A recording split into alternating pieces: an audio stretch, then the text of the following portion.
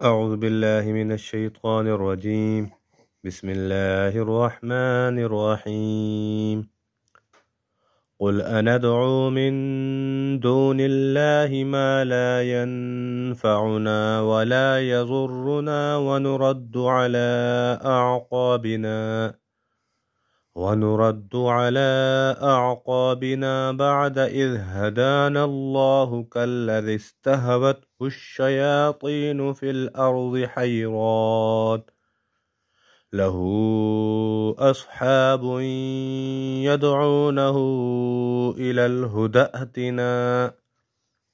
قل إن هدى الله هو الهدى وأمرنا لنسلم لرب العالمين وأن أقيموا الصلاة واتقوه وهو الذي إليه تحشرون.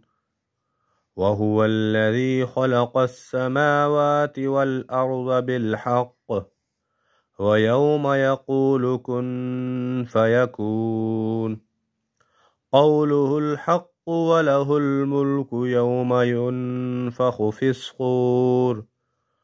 قوله الحق وله الملك يوم ينفخ في الصور.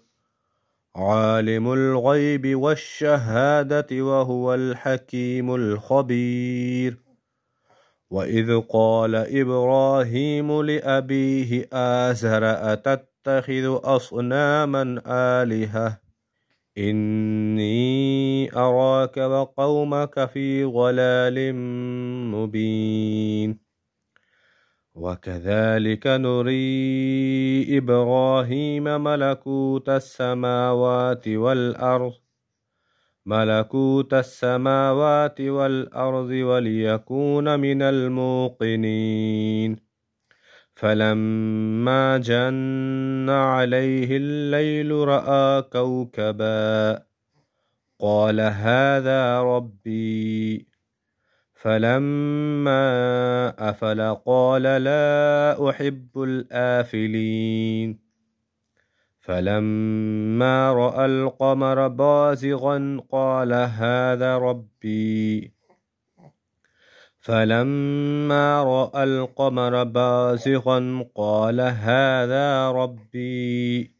فلما أفل قال لئن لم يهدني ربي لأكونن من القوم الضالين.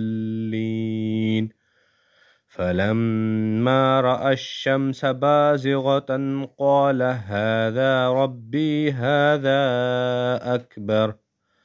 فلما أفلت قال يا قوم إني بريء مما تشركون. إني وجهت وجهي للذي فطر السماوات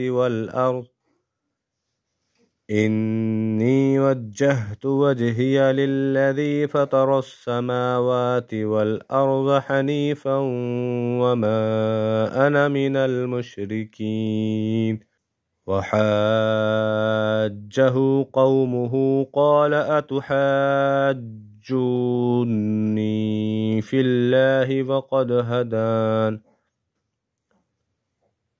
وحاجه قومه قال أتحاجوني في الله وقد هدان ولا أخاف ما تشركون به إلا أن يشاء ربي شيئا وسع ربي كل شيء علما أفلا تتذكرون.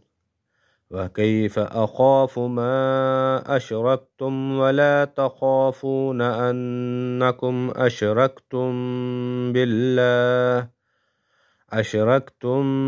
بالله ما لم ينزل به عليكم سلطانا.